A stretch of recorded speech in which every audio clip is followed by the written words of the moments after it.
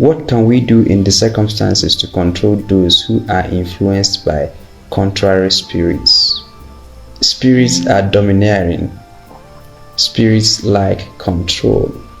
If it is the Holy Spirit, the way He regulates you is through your choice. He asks you, He nudges you to do, and you can choose to do. And if contrary spirits start out, they always start out nudging you to do, and you do. But eventually, they are not comfortable becoming passengers in your vehicle. They love to become conductors, and from conductors, drivers, and from drivers to owners of the vehicle. That's why some people who are substance abusers start out abusing, and then eventually the substance owns them completely. That is also the same thing with people who yield themselves to contrary spirits, that it may appear that they are in partnership with the spirit, but eventually, if it is contrary spirit, it will want to hold upper hands, and they drive. They are not like a gentle spirit that have you take your decisions. In many of the instances, they force. So when you have people, for instance, let's use the idea of madmen. And I'm not saying that your politicians are mad. I'm just using a metaphor to answer your question. If somebody has a mental issue or has been possessed by a spirit that has taken control of their mind, so that spirit is shouting into their ear, eat from the dustbin, and they eat from the dustbin. And you now take that person who eats from the dustbin and make the president, and you want to control him. Make sure that the chains you have are strong enough. But there are ways you can organize and mobilize, especially when you read what Jesus was telling them about governments in Luke chapter 18, where He says that in a certain city exist judges who neither fear God nor men. And we have discussed this, that in many of the instances you have presidents who neither fear God nor men. But Jesus says that the best way to extract things out of these people who neither fear God nor men is to weary them. And so we said that a judge that does not fear God is a terrible error. A president that does not fear God is a terrible error. A lawmaker that does not have the fear of God is a terrible error, because God leads by internal regulation. So that your president, after making a presidential decision, in the night something would thump his conscience and say, you did right. Or after taking decisions, something will nudge his heart and say, you did not do right. But once you have successfully killed that thing that pricks the conscience, once you have successfully taken it out, my view is that the person will become a terrible president. But so when you have people who can no longer be regulated internally, then they don't fear God. So whatever God is telling them cannot be implemented because they don't fear Him. And then why is this happening? It is happening because of the very nature of God. Ultimately, everything anyone does, all of them will have to be accounted for. But it is God who chooses the place and time of reckoning. So if He tells a president not to steal and the president steals, there will be reward. But the reward in many cases does not happen instantly. It is God who chooses the place and time of reward. And you would want it to happen instantly, but sorry, that's not the way it works. Because even your own reward does not happen instantly. If you introspect your life today, you've done some things that you require punishment from God. And so if He was going around slapping people as you lied, He slapped you. As you looked lustfully, another slap. As you did what you're not supposed to do, another slap. As you cursed that woman out at the traffic lights, another slap. As you lied to someone you're trying to do business with, another. If God goes around dispensing immediate judgment, who will survive?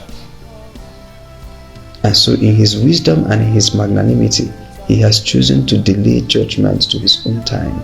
And so this president will disobey God. That disobedience will be punished, but may not be punished instantly. And therefore, God has left this president to you, because this president obviously does not fear God. So regardless of what God says, he will not do it. Then Jesus says in Luke chapter 18 that you now have to force that president to fear man.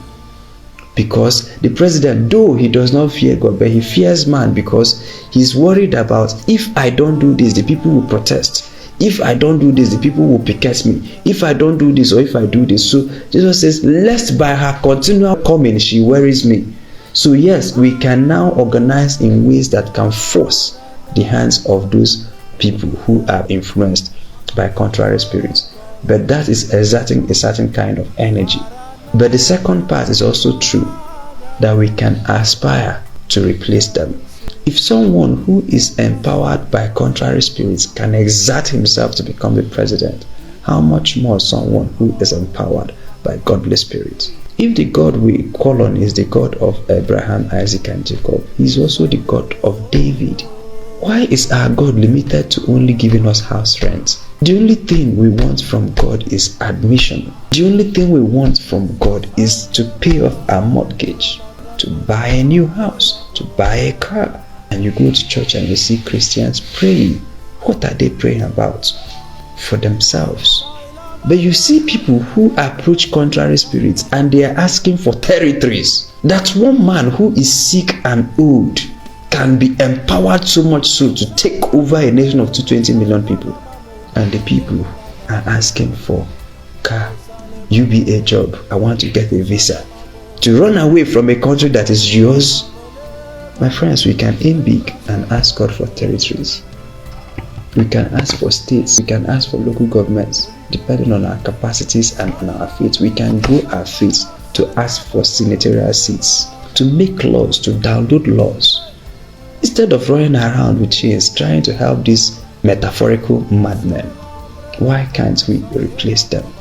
And I'm sensing that the Lord is beginning to do a quick work in Africa to raise his Davids so that these Goliaths will be brought down.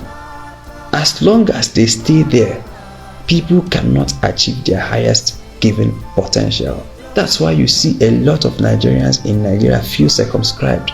But when they go out to some societies that allow them, they thrive. Because you have men and women who has conspired to keep the people down. That the conditions are not enough for people to live, let alone thrive. God himself had to send 10 plagues, 10 pandemics, 10 COVID-19s, or even worse than that, to change the mind of Pharaoh. Because he will tell you with still small voice, you will not hear. He will scream, you will not hear. There are sovereign wills of the Lord that cannot be violated. No matter who you are, you cannot violate it. No matter how much you do, you cannot stop the sun from shining tomorrow. But then there is also the will of God that is not sovereign. It is the will of the Lord that you live a righteous life. But you and I know that you lied yesterday.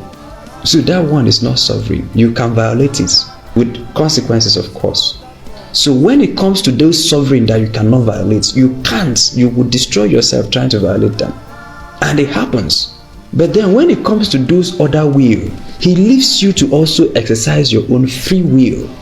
And that is why some presidents can choose to partner with God and they can rout heavenly civilization. Some presidents can also decide to disobey God and he will allow them, because it is whatever we allow on earth that is allowed. If we bind presidents on earth, presidents will be bound in heaven. If we bind economic policies here, it will be bound in heaven.